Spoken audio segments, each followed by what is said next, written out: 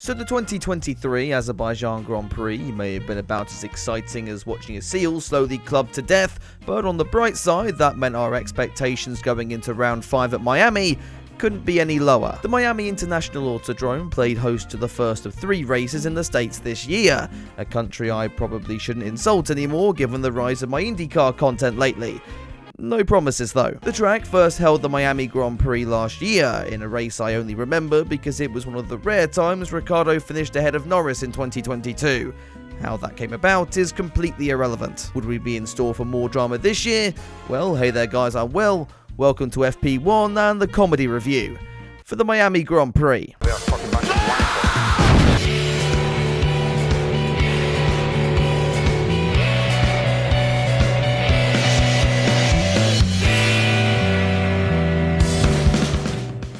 Kicking things off as usual with...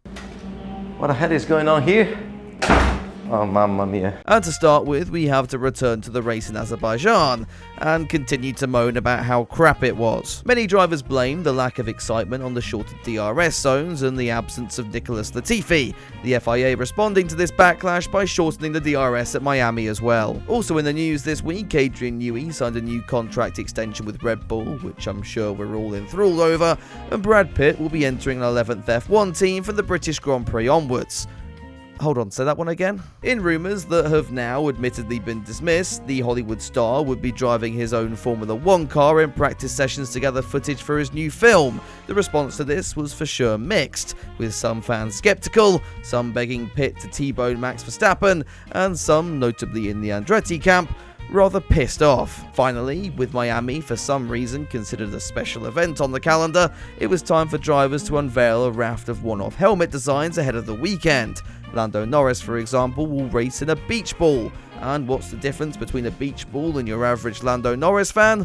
Absolutely nothing. They're both pieces of plastic filled with nothing but hot air. Alex Albon, meanwhile, also went with a ball-inspired design, with the hope that his pro golfer girlfriend will now finally hit that. That was awful, I'm sorry. With my career in tatters, we might as well get into first practice, which was instantly disrupted by Nick de Vries. Glad to see one of my videos at least has finally aged well. The Dutchman was later investigated for dangerous driving, which is just what happens when you put a Formula E driver on an actual race circuit. What was perhaps more surprising was the Mercedes ending the session 1-2, Russell 0.2 quicker than Lewis Hamilton. As Team LH fans struggled to control their bladders, Nico Hülkenberg was struggling to control his own rear end, the 27 Haas car spinning backwards into the wall and bringing out the red flag. What? What are you waiting for? Kevin Magnussen tried to outdo his teammate in second practice, losing it at what I like to call the Formula E chicane, and thanks to divine intervention somehow not burying his car in the barriers. Nick de Vries made that chicane even more true to its name when the FE champ held up Sergio Perez early in the session. Meanwhile, Mercedes and Ferrari were back on form, and by that I mean the Mercs were slow and Charles Leclerc was in the wall. All the while, Verstappen sailed off to the top of the standings, despite struggling to fit both himself and his massive ego into his Red Bull car at the start of the session. Verstappen would also top the Saturday morning FP3 session, the final practice hour full of close shaves, most notably for the McLarens, Oscar Piastri getting a close-up view of Sergio Perez's arse, and Lando Norris showing his engineers new trousers after this scary snap. The FP3 session would really set the precedent for Q1 later on, as despite the regulations for this year mandating larger mirrors, turns out they don't help if your drivers fail to look in them once in a while. Despite these shocks, the drop zone at the end of Q1 would be an even bigger one. Lando Norris thought he was safe when he came across the line in P11, but then realised he was still behind Nick de Vries. Piastri and the other McLaren never even graced the top 15, whilst the biggest surprise came as the Aston Martin of Lance Stroll was eliminated. Maybe he was taking Alonso's advice again, who knows. Tsunoda and Sargent made up the bottom 5, but that was less of a shock, let's be honest. Q2 last year saw George Russell fail to make the cut, and in 2023 it would be his teammate failing to make it into the last part of qualifying. Lewis Hamilton beaten by both Haas cars and the Williams of Albon. I think I'm going to take the wise decision to ignore Twitter for a little bit. Who needs Twitter anyway when we've got Q3 to go over, and arguably the most exciting Q3 we've had this year so far. Verstappen hadn't looked his most comfortable all session long, only emphasised when his RB19 tried to kill him twice in 100 metres on his first Q3 lap. With that attempt aborted, it was over to Sergio Perez to slot himself into P1 ahead of Alonso and Kevin Magnussen. Somehow. Carlos Sainz soon displaced the Dane in P3, but with Ferrari not messing up, it was over to Charles Leclerc to pin himself into the wall again. That crash ended the session and gave us quite a spicy qualifying order, it must be said. With Verstappen P9 and rain expected throughout Sunday, that sure got to give us an exciting race, right?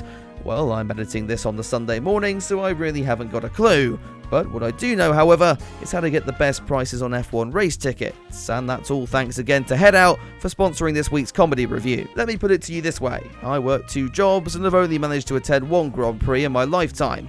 Problem is, the tickets are just far too expensive these days, which is where Headout comes in. They provide the best seats and prices, meaning you won't have to sell your kidney to watch Leclerc bring out a red flag live. On top of that, Headout consistently run race ticket giveaways, offering you some massive discounts on race experiences, and if you're super lucky, you might even get them for free. The Imola Grand Prix is just around the corner, and more often than not, this gives us a crazy race. You can browse your tickets for there or any of the other events on the 2023 calendar by heading to the link in the description below. And just to sweeten the deal a little bit more, have 30% off your tickets anyway with the code on screen now.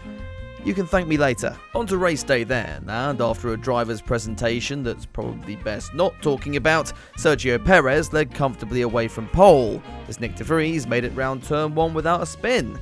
He did pile drive Lando Norris though. Further back, Verstappen and Hamilton had a bit of a quieter getaway. That was all about to change for the Dutchman, however, who pulled a scintillating double overtake on K-Mag and Leclerc.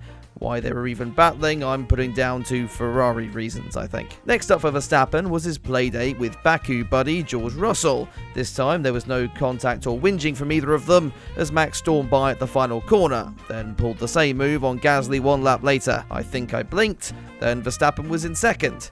Actually, maybe I just fell asleep for a few laps. Can anyone really blame me? Might as well cover some pit stops then, shall we? Carlos Sainz has spent the whole race so far behind Fernando Alonso and would continue in that fashion when he got done for speeding in the pit lane. Perez then stopped from the lead.